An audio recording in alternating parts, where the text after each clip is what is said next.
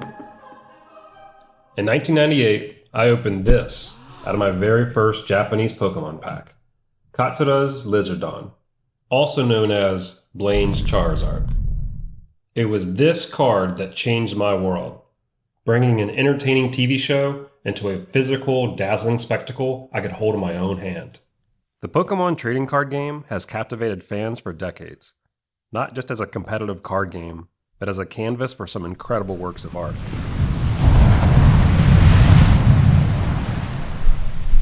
Behind every card lies the vision of talented illustrators who bring these pocket monsters to life. And in the front of every card, beyond the detailed stats, lies the name of that talented illustrator. 2 years prior to my journey, in 1996, the very first Pokemon card set was released. These early cards featured eye-catching, hand-drawn illustrations that captured the essence of each Pokemon's distinct charm.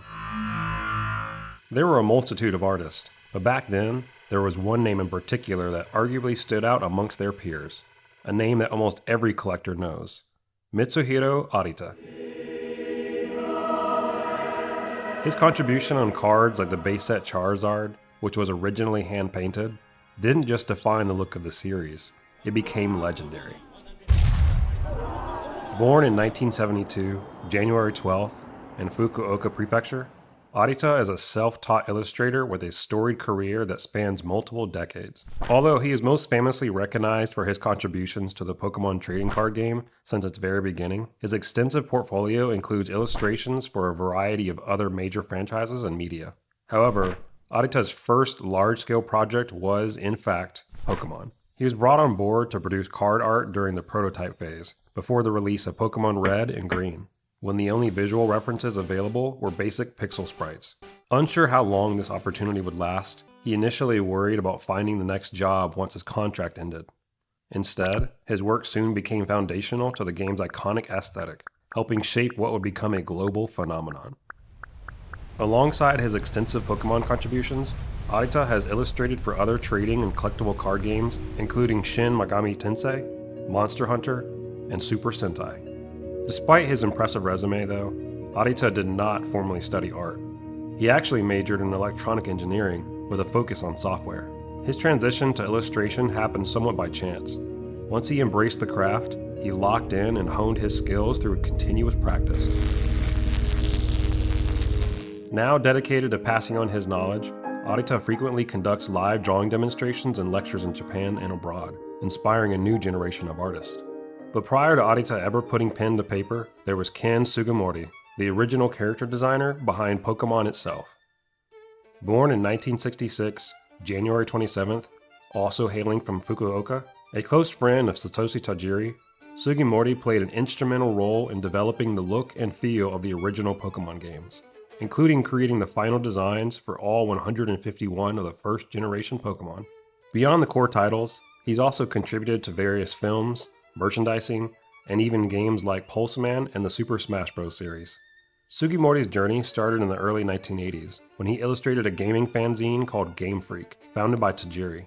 After discovering the magazine in a doujinshi shop, Sugimori became involved, and the pair later transformed Game Freak into a game development company.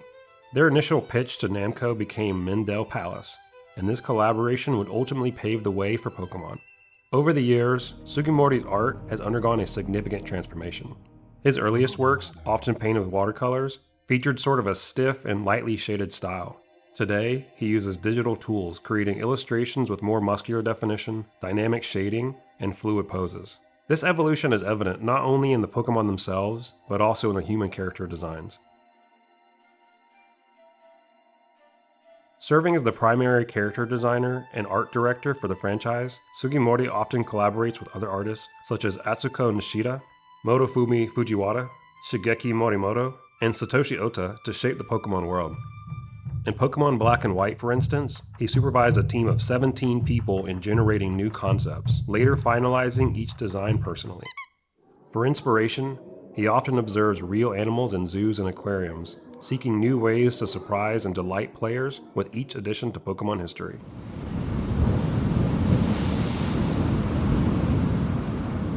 As the years went on, the Pokemon trading card game grew, and so did its roster of unique artists. Each new card set brought fresh perspectives and wildly different art styles. Take Kagemaru Himeno, for example. Born in 1972, July 24th, in the Kanagawa Prefecture, Himeno is a Japanese writer and illustrator best known for her long-standing contributions to the franchise.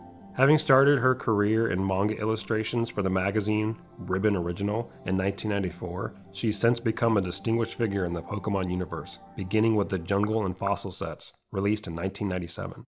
Since then, she has continued to illustrate both Pokémon and trainer cards, creating hundreds of pieces spanning across multiple generations. One of the defining traits of Himeno's designs is her gentle, painterly style. With watercolors and pastels, her work is known for vibrant, soft color palettes and a subtle use of light and shadow, characterized by whimsical touches such as delicate white flecks that appear in many of her earlier works.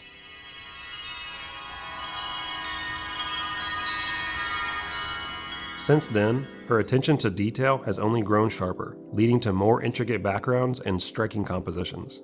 Collectors and longtime fans consider her one of the veteran artists, and rightfully so. This status continues to reflect in the popularity and collectability of her cards. Even with the influx of new illustrators, she remains a prominent presence in modern expansions. Her enduring contribution helps link the game's earliest traditions to its contemporary counterparts. While much of her recognition comes from the Pokémon trading card game, her creativity also extends to Pokémon publications like Pokémon Tales and her own series, How I Became a Pokémon Card. Himeno's legacy is defined by her artistic consistency. Across decades of ever-evolving Pokémon generations, she continues to enchant fans, proving that her delicate yet vivid style remains an integral part of the game's visual identity. Beyond these foundational artists, many other illustrators have greatly enriched Pokémon's visual diversity. Nayo Kimura and Ayo Kasube are known for playful illustrations that emphasize a childlike wonder, appealing to younger audiences and nostalgic collectors alike.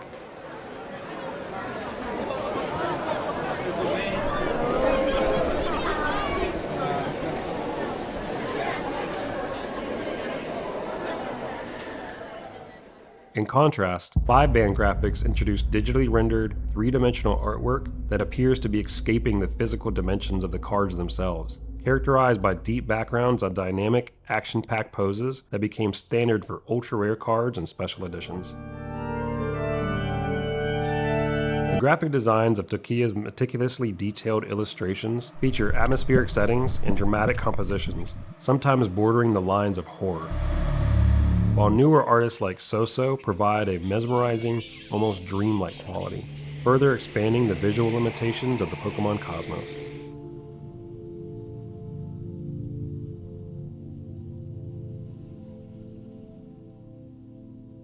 The evolution of the art can be categorized into distinct eras, reflecting shifts in artistic preferences and the technologies used. The original Media Factory era, or as it was published in the United States, the Wizards of the Coast era, focused predominantly on traditional art techniques, with many hand-painted illustrations and featured simpler card designs. The transition to the Pokémon Company International in 2003 brought significant stylistic shifts, embracing computer graphics and more dynamic layouts, notably in the EX era of cards.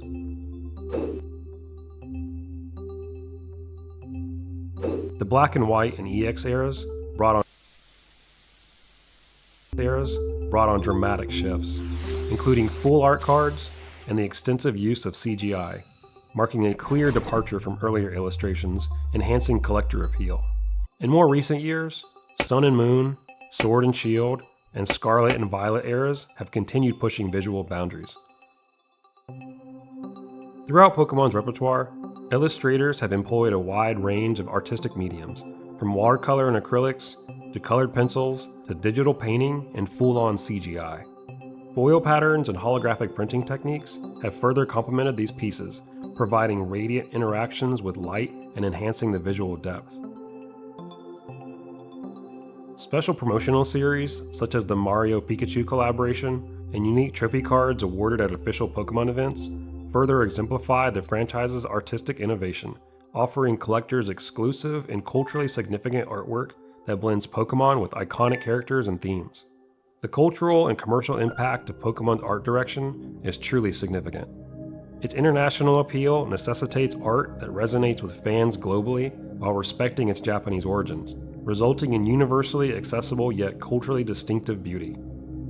Ultimately, Pokémon illustrators have completely shaped the game's identity, balancing nostalgia with innovation. Their diverse approaches have not only secured Pokémon's cultural longevity, but continually redefined the boundaries of collectible card art. With each new expansion, artists are tasked with reinventing the familiar, ensuring that each Pokémon card remains dynamic, collectible, and endlessly fascinating.